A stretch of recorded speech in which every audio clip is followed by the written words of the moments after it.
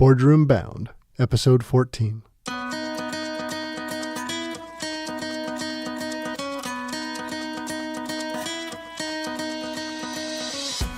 Hello, and welcome to this episode of Boardroom Bound. My name is Alexander Lowry, and this is the podcast dedicated to intentional leadership in the boardroom. My goal is to give new and aspiring directors the tips, tactics, and strategies necessary to transform your confidence and build a successful career as a board director. Quick reminder that you can get all of today's show notes at podcast.gordon.edu. In today's show, we'll be speaking with Sara Favire. Dr. Sara Favire is a veteran corporate board director and business evolution coach. She's also the founder of In Touch 2020, a board readiness program that helps qualified executives build a network and execute on the specific steps needed to find their first corporate board seat. Sara is passionate about diversity in the boardroom and helping businesses integrate profit and purpose. Before we jump into the show, I'd like to give a quick thank you this week to two people who left a 5-star review on iTunes. Thank you so much to Jessica Jarosz, who said that the show is amazing. And also to John Kangas, who wrote that Alexander shares his high-caliber network with us. It's an insightful look at an exciting opportunity. Aw shucks. Well, thank you both so much for those kind reviews. And if you'd like to leave a rating or review on iTunes, I would really appreciate that. Please be sure to leave your blog or somewhere that I can link to in the show notes. In today's show, Sara's going to be talking us through a number of interesting topics, including her unique story for how she landed her first public company board role. This is not one you're going to hear repeated. It involves the White House calling her and offering her a position. She's also going to be talking about the board readiness program called In Touch 2020 that she leads. And this year is a pilot for it. It's co-branded with the 2020 Women on Boards. And if you're not familiar with it, that's the nonprofit organization behind California's new board gender law. In addition, she coaches private clients in preparing for and finding board seats. So this is someone who lives and breathes all of the work from the branding, the LinkedIn, the resume, the networking, the skill set that you will need in order to land that board role. She's done it herself, and she coaches other people through it. She's got wonderful stories and advice to share with us today. Let's jump into the show. Sara Favire, welcome to the Boardroom Bound podcast. Thank you. I'm honored to be here. Well, we're delighted to have you here. And I know we were chatting before we went live. There's just so much to cover today. There's so little time. And I think maybe the good beginning would be, I would love if you'd share the story for us about how you ended up on your first corporate board role, the public company that you're with. I think it's awesome. And I think it's just a good example for us sometimes how things happen when we don't expect it. And we can go from there.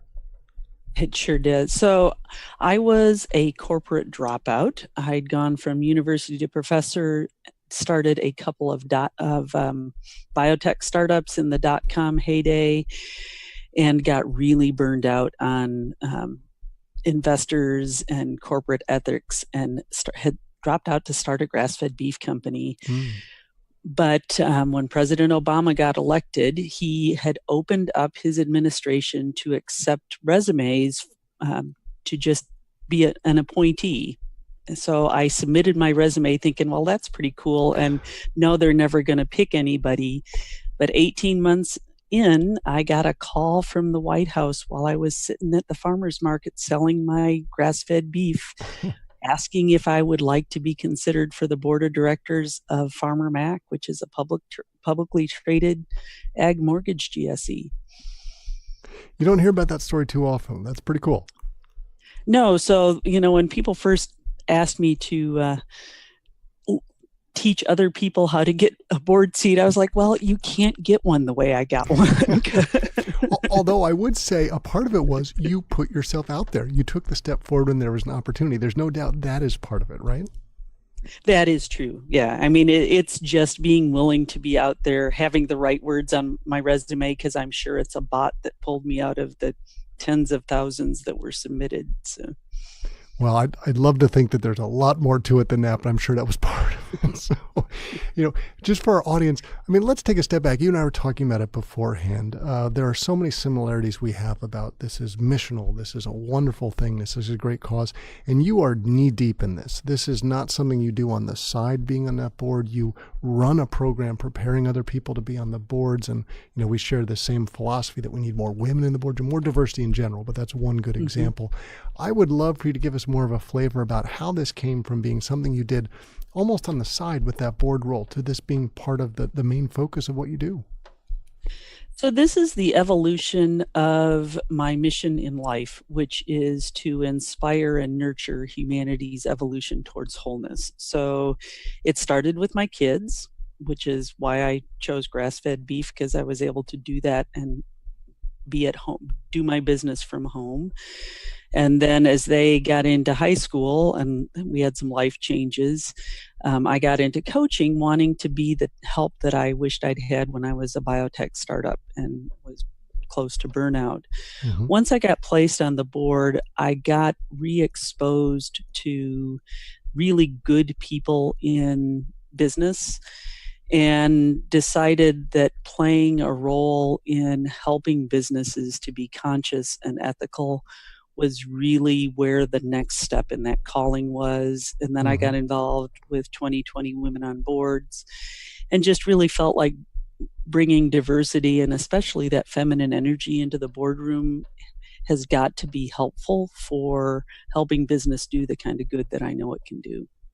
Well, just to that mindset, a guest we had recently, Cheryl Batchelder, was explaining how the boardroom changes dramatically when you get women in there. She was giving some great examples of some of the boards where she was the first female. She said there were no more martinis at lunches, certainly no more strip clubs. People just acted differently. And she was reflecting, thinking, well, why was that okay before I got there? But I'm glad it was different after I got there.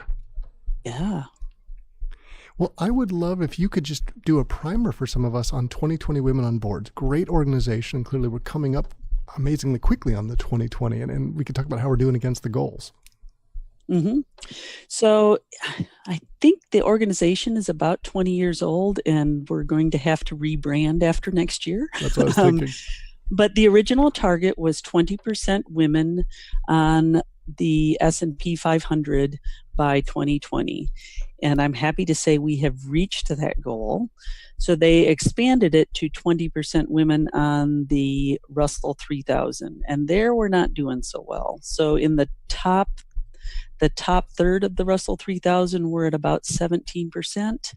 But in the bottom 2/3, we're much lower. Now we're making progress, but we won't reach 20% by 2020 in the Russell 3000, unfortunately. Well, I hadn't realized we'd done it for the S&P 500, so that's a wonderful achievement. Yes, yeah. And of course, it is common on this show that we talk about diversity from all sorts of different areas, socioeconomic background, culture of origin. Basically, the more people you get in the boardroom having different conversations from different mindsets, assuming everyone's smart and they're coming from an ethical perspective, good things can happen. And I'm sure you're coaching some of your clients on that, because that must be a common question from boards today, in the sense of like, what do you bring that's different?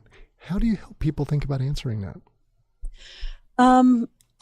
When I coach the people in my In Touch group, and I have a couple of private clients that are also specifically coaching towards board seats, it really is thinking about who you are and what you bring that's of value in the boardroom.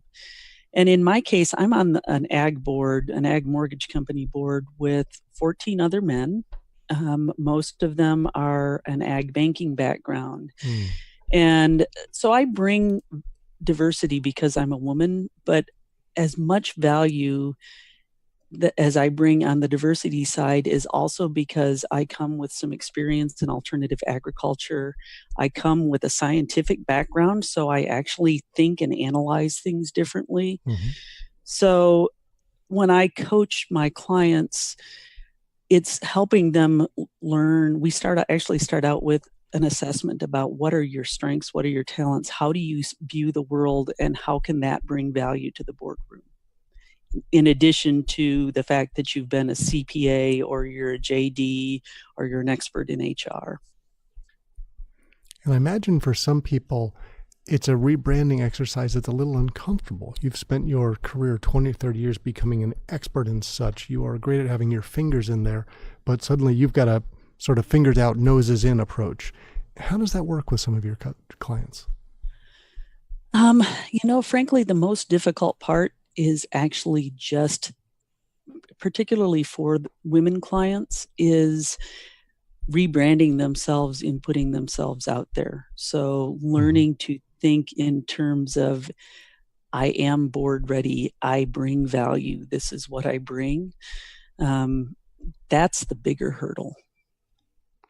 And does that change after they've had, say, the first board experience and just feel like I've got that confidence now, or is it continual as they go through the process? Once the first one is under their belt, it does. That's the biggest hurdle. I'm sure that there are some women who have to adjust to taking that 50,000 foot view. Well, not just women, but new board members in general.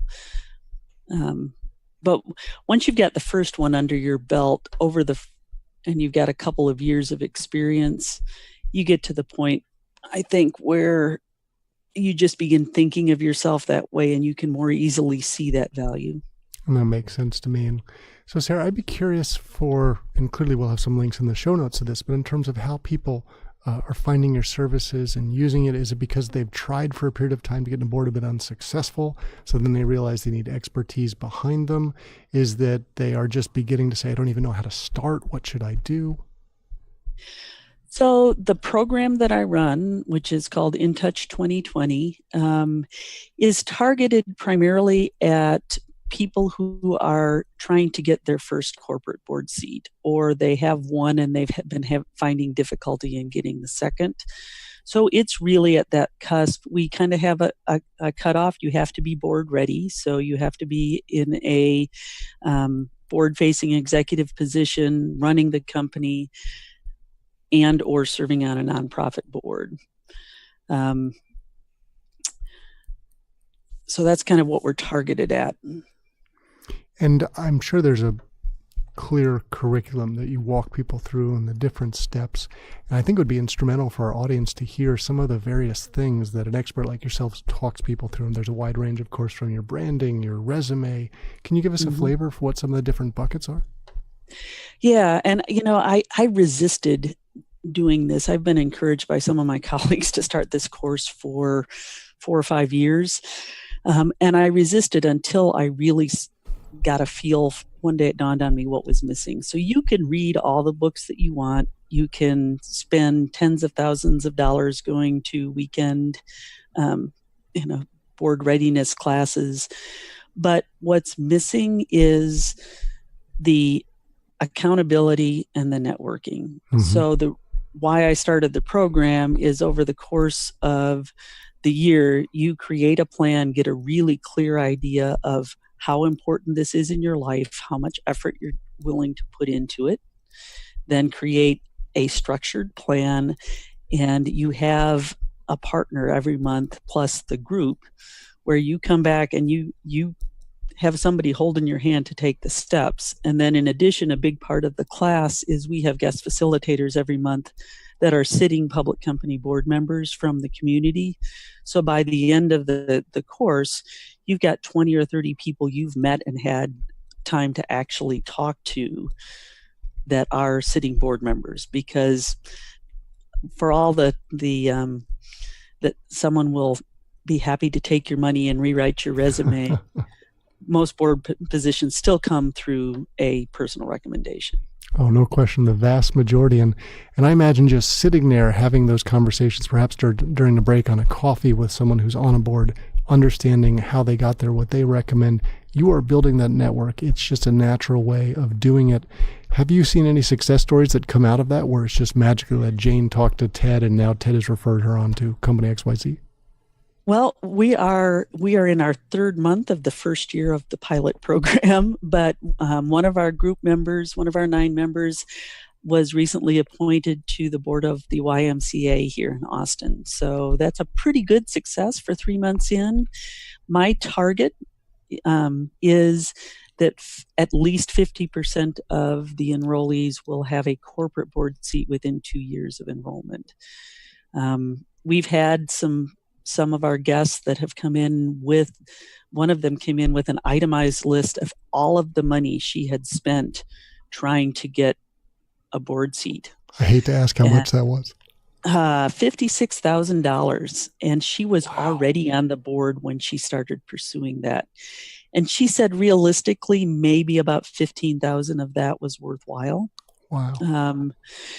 So what a lot of the board programs are not real willing to tell you is what their success rates are. Mm-hmm. It's part of why we have a minimal standard, because I don't want somebody to waste their money trying to get a board seat that really doesn't have a chance of getting one. Well, I think this would be a really interesting discussion, because I agree with everything you've said about the materials and how it works and the networking in the room. But we have different types of people in our audience that are listening to the show. So some of them, let's say they're in a C-suite now and perhaps ready tomorrow to go into that first board role. We might have people going, I'm trying to get there in about 5 years. I need to do the steps, start thinking about my network, the branding, the information. How do you speak to that group? Because they may or may not know they're not ready now. But from what we've talked about, they wouldn't be ready for sort of your program. But how should they be getting ready? So that's where reading, and especially if you can hook up with a buddy who is at the same sort of career course. So the earlier you start preparing for a board seat, the more likely you are that it's going to be part of your career path. So we do have one younger woman that we have on kind of a scholarship program, kind of as a trial to see how beneficial this is. Do we want to have a spinoff for earlier stage people? So if you're earlier in your stage, start looking at what skills do you need to beef up. Start looking for opportunities within your company or in nonprofits to build those skills, whether they're financial skills or skills. And start building a network of people who are on boards. It's never too early to start. I remember when I was in management consulting, when I started out my career the first dozen years, when you begin, you're an analyst. You're just doing work that someone's assigned to you. And as you continue to move up the ranks closer to partner, you're doing more and more selling. And what you look back and realize was the people that were your clients, that were your peers when you were an analyst, have gone on and done other things, and they've continued to move up in your career. And if you have been smart about networking, even just staying in touch, they are part of your circle. And these are people you can go back to and eventually would become buyers, hopefully, if you've networked them well. I imagine that's partly what we're talking about here. Is that right? Oh, absolutely. If you're interested in a board position, one of the easiest things you can do as far as networking is take somebody out for coffee or for lunch that's sitting on a board seat and just ask them about their experiences. Ask them what it was like. You're not asking them to get you a board seat, but when you do that, they understand that you are interested and you're serious, and you kind of stay top of mind. I was interested. We had one of the world's leading recruiters on board roles recently. Charles King was on the show, and he and I were talking about it. He said, it's just inevitable. The last conversation I had, if the next role that comes up is related to it, they're top of mind. That's the way the world works. So if you've talked to the headhunter 3 years ago, don't assume that they're going to remember. You've got to find ways to stay in touch. That's just like everybody else in your network, right? Absolutely. Yeah. And it's, in fact, this month in class, we're talking about LinkedIn networking and how to stay top of mind. What's the appropriate way to stay current with your network, stay visible without being obsequious, as it were. Mm-hmm. And just as a sort of a little nugget for our audience here, Heather White was on recently, and she has a great opportunity where she's a boardroom matchmaker, and she helps people understand this. And part of it is the branding around your LinkedIn profile. And her view was the first few words in your headline are essential, because especially if you're on your mobile device, that's all you see. So that has to be the most important part. In your expertise, would you agree with that, or do you recommend something different? Oh, absolutely. Those top 3 lines, which are what show up, and you need to decide what audience you want to use before and after. So I have a coaching-oriented LinkedIn profile, and it's got a very, very different introduction to once I filled up with coaching clients and changed it to a board focused, because right now I'm expanding the program, but I'm primarily the only thing I'm really interested in anyone offering me is another board position, and it's a very, very different introduction. Mm-hmm. And I liken it to different versions of your resume when you're applying for jobs. Mm-hmm. Now, there's different levels for a board resume versus a professional resume, but if you're a professional resume, you want a job in consulting and you're also applying to finance jobs, you have two different documents. You have to have those clear stories. Elevator pitches are an easy way to think about it. Yep. Yeah, and about a third of the course is the first third of the course is devoted to personal branding. Well, maybe this is an easy way for us to transition a little bit into terms of, we've talked about sort of some of the stuff you're doing to help people be successful. The course is wonderful, but can you give us a sense for maybe the primary reason that might be holding people back, probably who are qualified executives, from actually landing a board seat? Mm-hmm. There's three reasons. Number one is, how committed are you really to getting a board seat? How much time are you devoting? How intentional are you being? And so I actually start everybody out with having them do an assessment of where they are in their personal and their career and where do they want to be, and then asking the hard question of, is this really something that you're willing to commit your time and your money and your energy to doing at this point in your life? And if so, how much? Is this your major focus for this year, or is this something that you're willing to let it take 5 or 6 years to get there? Or is it a $56,000 focus? Right. And then the second thing there's three things. So that's one. The second thing is not having a plan and a method of accountability for sticking to your plan. So being intentional, again, laying out, okay, I'm going to clean up my brand, then I'm going to build my network, I'm going to fill in some skills. This is how I'm going to get to where I'm as ready to be a board member as it's possible to be. And then the third thing is that network, really spending the effort to build your network of people who are board connected. So people who sit on boards, general counsels and CEOs, investors who have influence on naming and suggesting people to boards. And in your mind, in an ideal situation, these are sequential things. These are not parallel, right? So you would wait and do the networking and telling everybody that this is what you want until you're ready with your branding and you figured out your elevator pitch and everything is set to go. Is that right? For the most part, you only get one chance to make a first impression. Mm-hmm. So it doesn't, I wouldn't pass up networking opportunities just because I didn't have everything polished. But if you're going to get serious about being on the board, you need to really get serious about, at the very least, your LinkedIn profile, because that's the first thing people are going to look at. And if there's all of these activities someone needs to do, and you've just given us so many tips there, what's the most important thing for someone to do if they're really serious about getting on a board? Is it the networking, or is it anything else? Ultimately, it's the networking. I mean, you still probably 75% or more of board seats come through networking. And even the recruiters I talk to, a lot of times they may be asked to recruit, but even especially if they're recruiting for diversity candidates, they're asked to bring in diversity candidates. But the majority of the time, the board still goes with someone that they know from their network, even if someone else is brought in through the recruiter. Natural human tendency. And Charles King, who's placed 600 plus directors, said the same thing. He said, I will be brought in, I will bring really good candidates, but at the end of the day, if they're comfortable with someone else through their own network, that goes a long way in instilling that trust, because culture is an essential fit. And I'll be curious how you work with the people in your group to understand this, that you've got a small group of people that have a very hard task. They're busy with other things going on in their lives.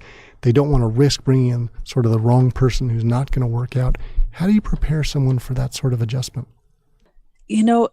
I think fit is one of those things. It's just fit. I don't typically counsel someone to be someone other than who they are. We do a lot of do a lot of feedback as we network within the group. So we might sand off some of the rough edges and work on the messages, the self-talk underneath, teach people to be more appropriately assertive about their skills and their abilities. I find I actually have to coach people more to self-promote than to back them off. It's more often a problem with not being self-promoting enough. As far as once they get in the boardroom, we don't spend a lot of time on how to be a board member. I kind of see a progression as once, in fact, my recommendation to my group members is once you finish here, go do one of the board certification courses. I'm on the advisory board for the National Association of Corporate Directors in Austin. So that's a natural next step. Go become a fellow, learn how to be a board member, and learn all of those specific skills about, fingers off, nose in. Right.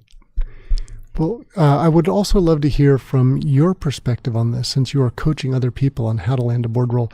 You're in two very different boards at the moment. For example, you're on a startup and you're also on the public company. Can you give our listeners a bit of a sense of what it's like in a different environment between those two and how you feel about them and what you coach people on if they say, oh, I think I want to be in this type? Yeah. Well, I love my startup board, and I give the CEO there a lot of credit. I was hired as a consultant to help him decide whether he needed a board and then decide what he needed. And then he turned around and said, well, would you be one of my first board members?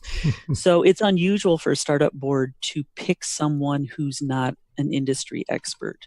But he recognized, and I think he was really wise, that they had all the technical expertise that they really needed within all of the founders and the other board members. What they needed was someone who helped them be a grown-up company. So I'm on the board specifically to bring governance expertise. And the fact that I know what it's like to be on a public company board is a big part of why I'm on the board of that company. Right. So they're prepared. They have aspirations to grow into that, and you're the expert who can help them understand it. But it's very different. We're such a small board. We don't have any committees. We kind of gang tackle everything. If you are asked to join a startup board, my one question for him was, are you willing to have us fire you? And he said, that's why I want a board, because I need someone else to tell me when I'm no longer the best person to run the company. That is such a great point. So there's a company called Xseed that just approached me recently to be on their board. I'm looking at my fintech background and expertise, and I'm excited about the company, but it's those frank conversations that I can have with the co-leaders about, do we have the right people in place? Are we making the right decisions? And I think a wise board would say one person, maybe Jeff Bezos might be an exception, but Bill Gates, most people are not going to be the right person forever. You do have the skill set to start it or to lead it in the long term, but not everything in between. So I think that's a good example, probably tying back to talking about culture before, of, is this someone that you're going to have a good relationship, or these other people you can talk very frankly to? So clearly you are comfortable in your own approach and you were able to make sure that would be a fit for that company. I think that's a great example. Yeah. And, going back to your question about how to be in that interview, if you have to be somebody else in the interview, you're probably not going to be happy there in the long run. It's not going to be a good fit. I agree. And from my perspective, it's also finding something that you're passionate about, because then your best will shine through. So you were talking about the appointment by Obama, clearly a space that you really believed in, you had a lot of energy behind, so you'll bring enthusiasm and your best self to that role. Whereas if you'd been called up by random company, you might still have wanted to do it, but it probably wouldn't have felt the same. Do you cover anything like that in your group? Yeah, and in fact, I think that's our very last class, is how to vet your boards, how to make the tough decisions. I think in the last couple classes, we talk about interviewing and the stuff we're talking about in the last couple of questions. And it's really hard if you want a board not to say no. But considering that you're your board recommendation, your fellow board members, and it's the same thing for a nonprofit board.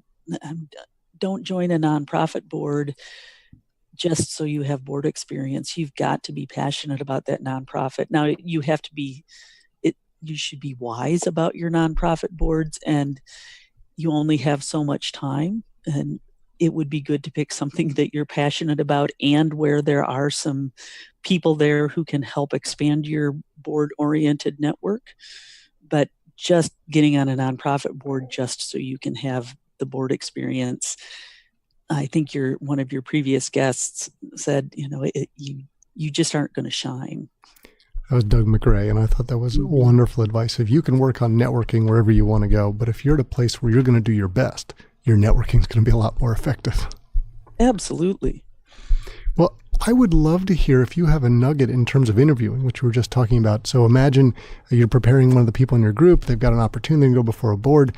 Do you give them any advice like, hey, this might be the hardest question that I've ever been asked, or you might be asked, you want to prepare for this one? Do you have any nuggets like that? It's mostly just be yourself. I think that the two things that people boards, I think are concerned about is, can you be collegial without being a milquetoast? Can you walk that line and be, are you able to be the lone no vote when it's necessary, but still be a collaborative team member? And whatever you can do to come across that way is probably helpful. Absolutely. So you need people who are willing to defend their logical position, but also not be obstinate at the same time. Yeah. And, I think especially if you're coming in as any sort of a diverse candidate, so you already are being viewed as outside of what the rest of the room is like, whether it's your background or your gender or your ethnicity. It's a tough line to walk. Well, Sara, I am just amazed how the time has flown by today. This is just great stories, and it just goes so quickly. There's so much more I wanted to cover. I've never talked to a presidential appointee to a board before, for example. So there's so many things I feel like I should be asking here. I'm sure there's stuff that I haven't had a chance to ask you yet that you were hoping we would cover.